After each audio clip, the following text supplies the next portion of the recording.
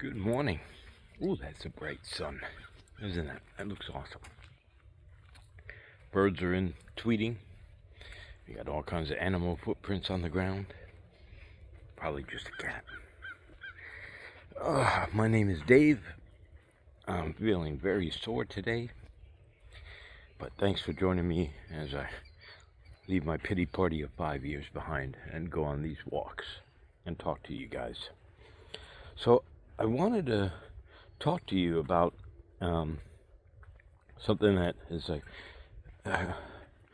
my nephew is visiting, and he his way of thinking is like, I asked him what he thought about Stoicism, because he's a young buck. He's like 20 years old.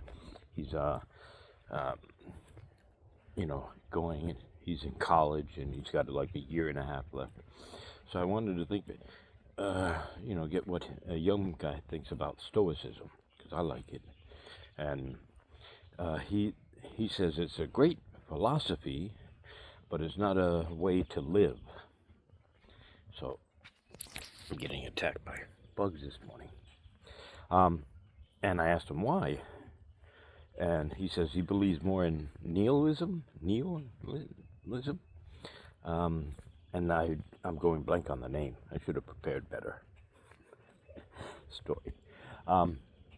But what I wanted to talk to you guys about is, what do you guys think? Do you like Stoicism and the things that it takes? Like Marcus Aurelius saying, you've got to own the morning. You've got to, impedes your way becomes the way. Things like that. And I think it has Stoicism and the ability to think in abundance is kind of like interlinked, because when you look at like systems like one's ability to think in abundance and manufacture their surroundings just by their thoughts is very powerful. And even though like Stoics say, it's like, okay, it's not all going to be, roses. You've got to become the person that you're become, even when and do the things you need to do even when no one's looking, right? And then you take like thinking of in abundance and applying that, and you also have to like think in abundance even when no one else is looking. Does that make sense? Because you can't just, it's like when Moses led his people out of Egypt, there was a time when it didn't rain. It was a drought. And they're like, Moses, God has forsaken us because there's no rain. He said, well, go pray for rain. And, they prayed. They prayed, and they say, see, God has forsaken us. There's no rain. He says, God hasn't forsaken you. You've forsaken yourselves. And I'm paraphrasing here, of course. And he says, if you believed and that God would answer your prayers, you would have, where are the ditches? And they're like, what? What do you mean, ditches? Well, if you believed that God wanted to, or God needed to, or God was going to, whatever, answer your prayers, you would have dug the ditches. Because where's the ditches? To hold the water when it rains. So you don't believe in God, and you don't believe in God will answer your prayers. If you did, there'd be some ditches. So that story, I mean, it's like, for me, it's a really good example of, how you can try to think in abundance, but if you don't believe what you're thinking, and you can say that, okay, yes, I want the good life. I want to get out of being a wage slave, or I want to work for a company that appreciates me. I want to earn a really good living. I want this, I want that. But if you don't believe it's going to come to you, then it's not. Sorry. So, I mean, you can go through the motions and sit there and pray, please let me win the lottery, or, please help help me repair my car. Bugs are out. That little patch that you saw in the thing, I've been in the evening. I've been eaten almost alive on my hands with mosquitoes and deer flies. They're driving me nuts, and it itches like crazy. So I put a patch on it to get the itching. It actually helps. I thought it wouldn't, but go figure. Because I mean, it was driving me crazy. Anyway, squirrel. Back on topic, David. And then I'll get a like from my watchers. So then you look at something that's called Psycho-Cybernetics. And that's like your autopilot and your subconscious. When you look at, like, well, first off, I should say, if you don't know what Psycho-Cybernetics is, let me give you a brief explanation. Psycho-Cybernetics is basically your autopilot in your subconscious that will redirect you back and keep you back on course. Now, if it's a bad course or if it's a good course, it doesn't care. Your subconscious doesn't care. It's just, that's the way it was programmed by you, not by your environment, not by your things. It can be programmed by what you see on TV and everything, yes, but you allow it. So what happens is Psycho-Cybernetics being like an autopilot. Say if you've been fighting weight loss, right? You're overweight, you're obese, and every time you look in your mirror, you see this guy with a cool bald head and an awesome beard, but a super jelly round belly. And that's all you see. So you try to lose weight, but you keep coming back.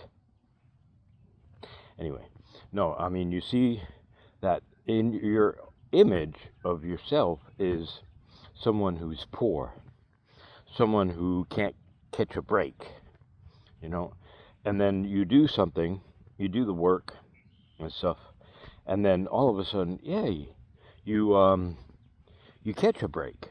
You're like, this is awesome. You start, if you're in sales, you start making more sales. Well, Psycho-Cybernetics, the cybernetics organism in us, our subconscious, will say, hey, no, that's not who we are. We got to get back on course. And then all of a sudden, if you're in sales, you're not selling anymore. The people you're talking to don't want to buy. You're not doing it.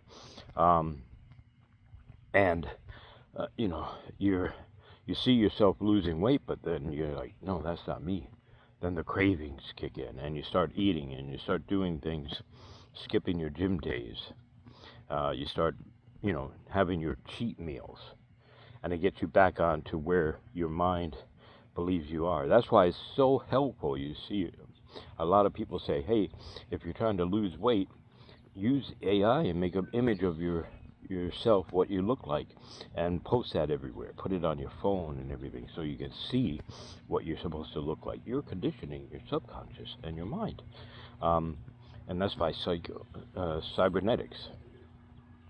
So it is very powerful to do that. And like Stoicism, you have to keep on plugging through to get there.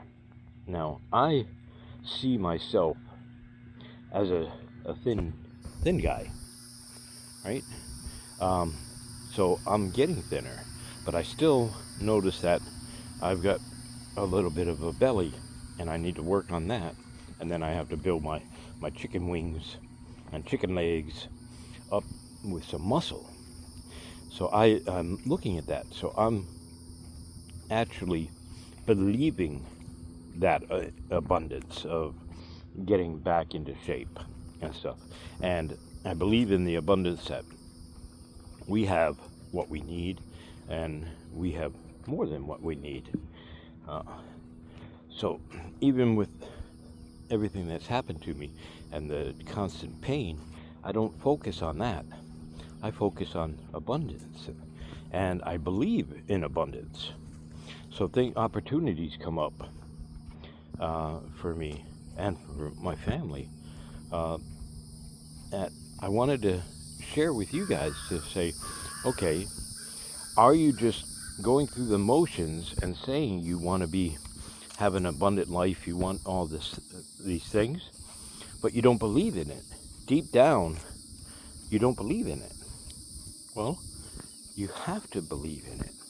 So dig those ditches. If you're going to pray for rain, expect that rain is coming. Dig those ditches to retain the water, right? So do that with your lives. It's not easy in the beginning. It's going to take work, and you have to go through it and do that mind and program your subconscious so that it sees this new thing, because it doesn't care. It doesn't care if it's a good thing or a bad thing. If you program it and you believe that that's what's going to happen, then it'll follow the course. I mean, it doesn't realize a dream from reality, your subconscious. So if you make your dream and you believe in that dream, you're building your skill sets, you're changing your job, you're getting that new car, you're being able to afford it, you're doing all these things, your subconscious, will believe it. But you have to put it in there. You have to constantly reinforce that. So get the image that you want. That's why, there's so many other people that say, if you want something, get a picture of it. Put it on your phone, put it on the wall, put it in the bathroom so you see it and you think about it and envision yourself sitting on there. Because you're programming your subconscious to say, hey, this is actually what's going on. All right? And then it's weird. Things will start happening. I guarantee it. Things will start happening, and you will start getting those opportunities. Now, you also have to then say, this is a normal opportunity. You're like, ooh, wow, I got a once-in-a-lifetime thing. It just popped up. Well, then it's not a once-in-a-lifetime. It's pretty common. You have to switch your mindset to think, this is normal to happen, to have this great luck. I am always lucky, right? Even when something bad happens, it happens, for a reason. Oh, this happened for a reason, but you say, oh, this happened because I did this or that. That was a bad reason. No. Well, because this happened, I'm able to do this now. Now, yes, some of you may think that's a whole bunch of woo-woo stuff. I like that word, woo-woo. So it's not, because I was right there with you. I was in my pity party for 5 years. I could barely walk. I had no energy. I was depressed. I was overeating. I was eating out of being anxious, and I was mad at the world. It was the world's fault. It was my company's fault. It was, everybody's fault but my own. And I got mad with my wife. I got mad with my daughter, right, for the little stupid things. And then slowly, I started making those changes. I was like, this is not me. I am not that person, right? And then I started my journey, little by little. It still isn't perfect. And then I got the other wake-up call about my health, the fatty liver and plaque building up in my arteries and everything. So then I started my carnivore diet, and I started doing my walking. I couldn't walk. In 5 minutes I was in pain. 10 minutes, 12 minutes, 15, 30 minutes, 45 minutes. Now I'm walking an hour, 2 times a day. So it's not gonna happen overnight, but you have to keep programming your mind. Keep programming your subconscious. All right, and trust me, it will work. So if you want, you can put it down in the comments. Let me know what are the things that you've been trying to change. All right. I wish you guys a blessed day. All right, you guys take care. I'll see you tomorrow.